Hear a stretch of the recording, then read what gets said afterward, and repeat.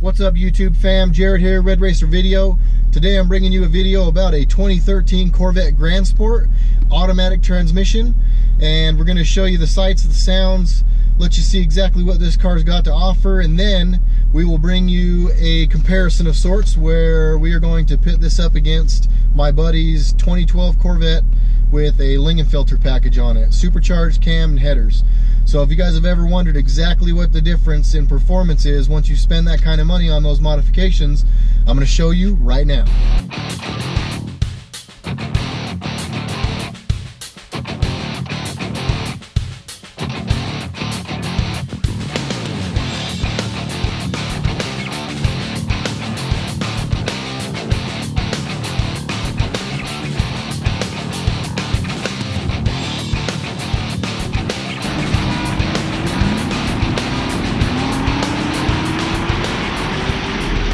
Alright guys and gals, before we get into it, I want to really quickly say thank you to everybody.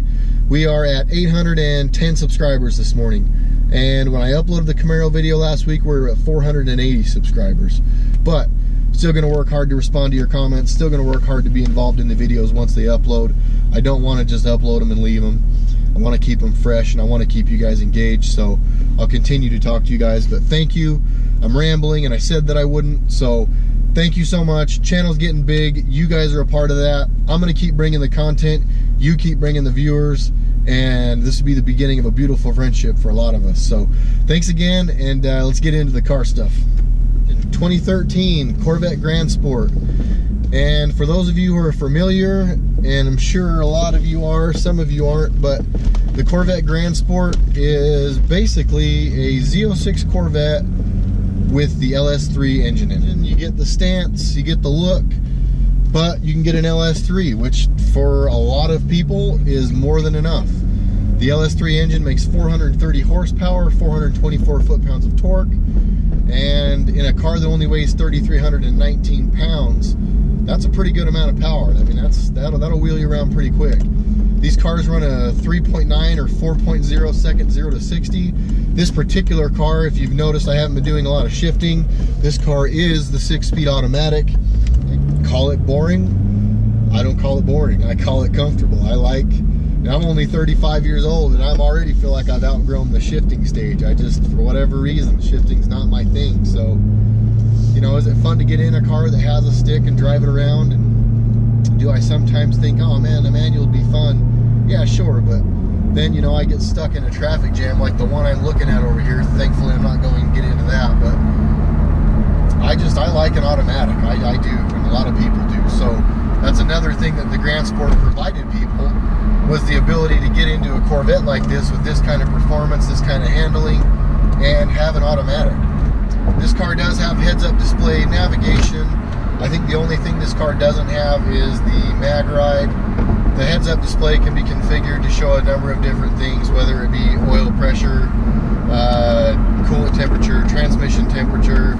You've got the G meter in the front of the display showing you what G's your car is creating. So fun stuff, cool information, and it's definitely cool to have it right on the windshield. That's hugely beneficial.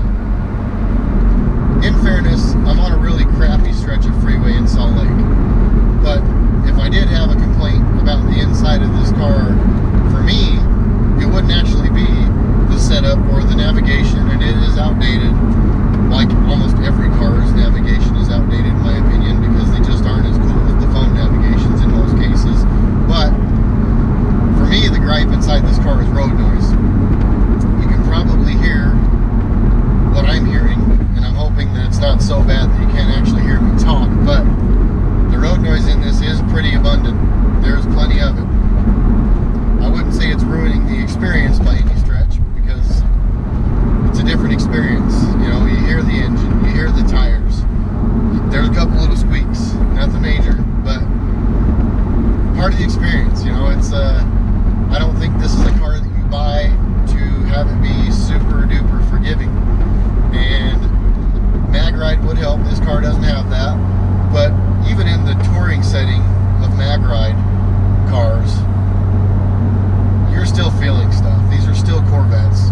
They're still performance cars, and the tour mode will help, but it's not going to take away the Corvette out of the So a little bit of road noise.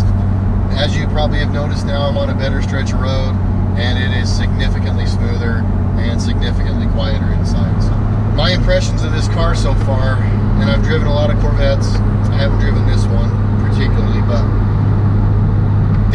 the handling is insane. I mean, you point the car and it goes. These cars have been known and will continue to be known forever, because that's what Chevy makes them to do as performers. These cars perform, they handle. A little taste of the soundtrack that this car gives you.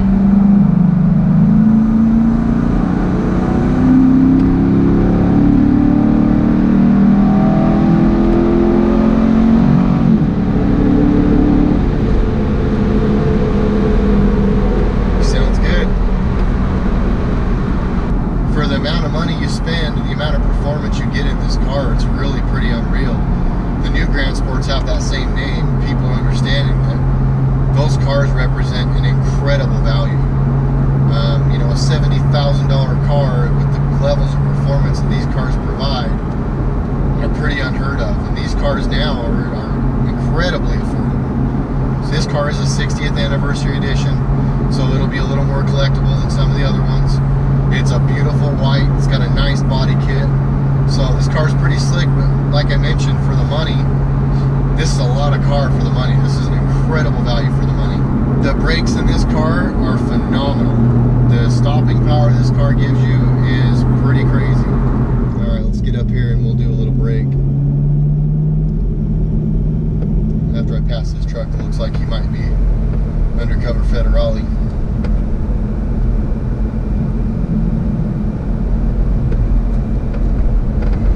Alright, let's give her a little break.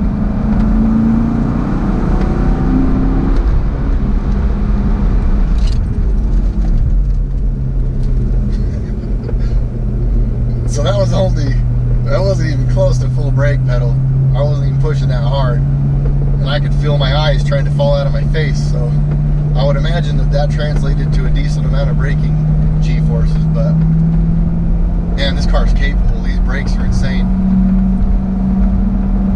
I will say this car does that better than my 2016 Camaro for sure. This thing stops, wow. Man, that's remarkable. Give a little 0 to 60 here. Not going to burn out. John's got new tires and I don't want to abuse them, but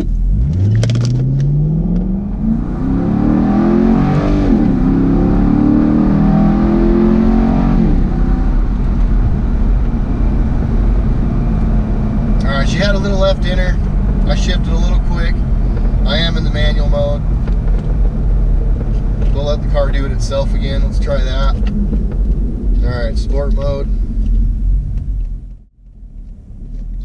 0 to 60 without my phone jumping out of the console and hitting me in the face.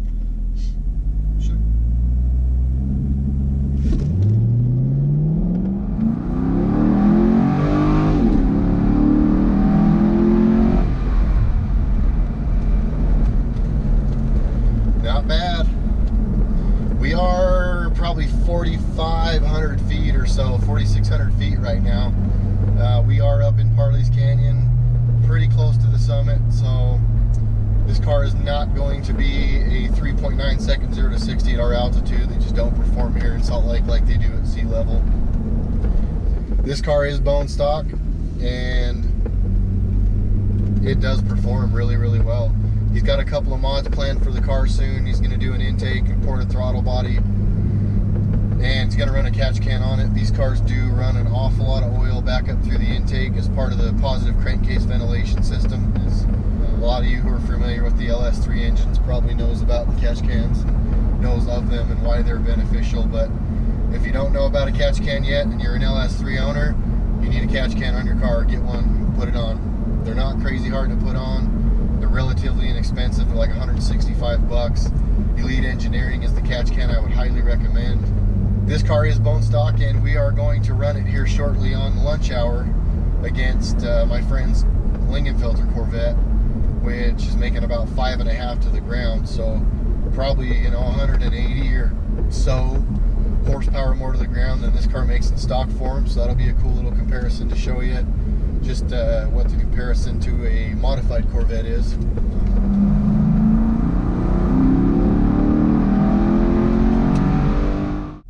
Alright, you guys ready for the fun stuff? We're here at my buddy Josh's house. He's got the 2012 Corvette 1LT with the Lingenfelter package on it. Like I mentioned, it makes about 5.5 to the ground. So we're gonna go cruise around these things a little bit, give you an idea of the differences in performance. So as soon as Josh brings his slow behind outside, we'll make this happen for you.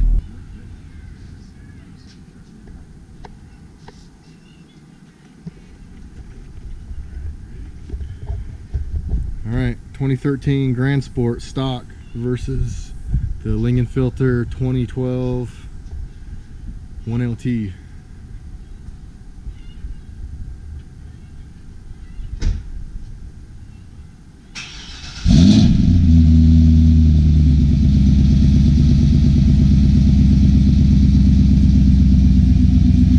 Sounds pretty healthy.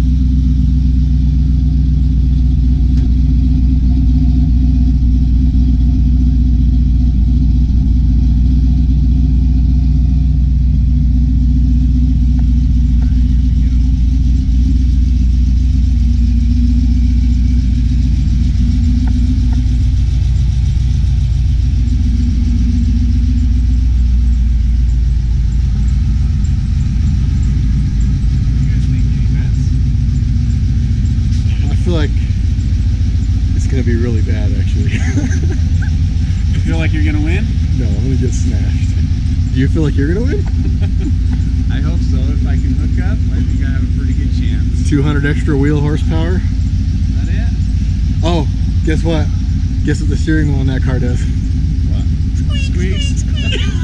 If any of you guys know how to fix that annoying squeak, I'm gonna get smashed in this race. I don't stand a chance. But this should give you a pretty good idea of, you know, what the mods will do for you and what you get for the money, and maybe give some of you that don't understand why we do this stuff and why we spend money on cars that are already fast, give you an idea why we do that, show you why we do that. So we've got some less than ideal looking clouds coming around, so we're going to try and bang this out while we still have a little bit of good time left. Then I got to get this car back to its owner and cleaned up, so we'll go have a little bit of fun here for you guys. We set the cameras up in such a way that assumes that I'm going to lose pretty badly. So his camera is facing slightly back and my camera is facing slightly forward to get a good video of him walking away from us. But this should give you a real good idea of the difference in power that you'll experience in a car that makes, you know, 200 more rear wheel. So we'll go find some roll races and do a couple from a dig if we can. We're not going to go crazy. We're both very safe and cautious drivers, and we value our driver's licenses, so we're not going to do anything real nuts, but we'll do a couple from a dig, do a couple from a roll, and we'll see what happens. In the spirit of full disclosure, I am totally going to cheat. On the roll race, I get to honk, and I'm going to go on 2. So he's going to run me down anyway, so we'll see what happens when I cheat, and then we'll try not cheating and see how that goes. So we'll see how you guys like this. Here we go, guys.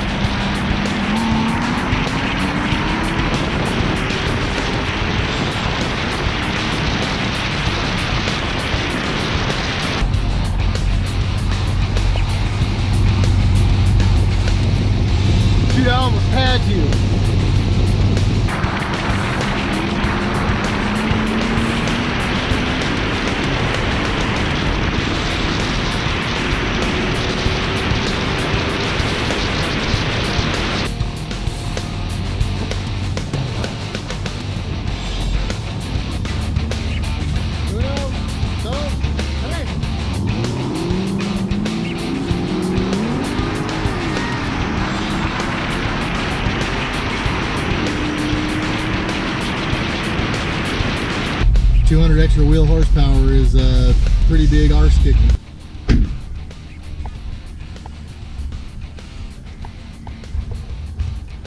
Well, that went about like I expected it would. I lost pretty bad. I beat him to like 30 miles an hour every time though. Oh man, this wasn't recording the whole time.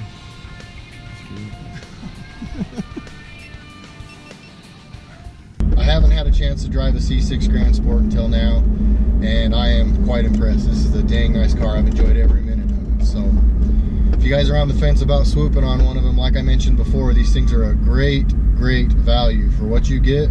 Bang for your buck.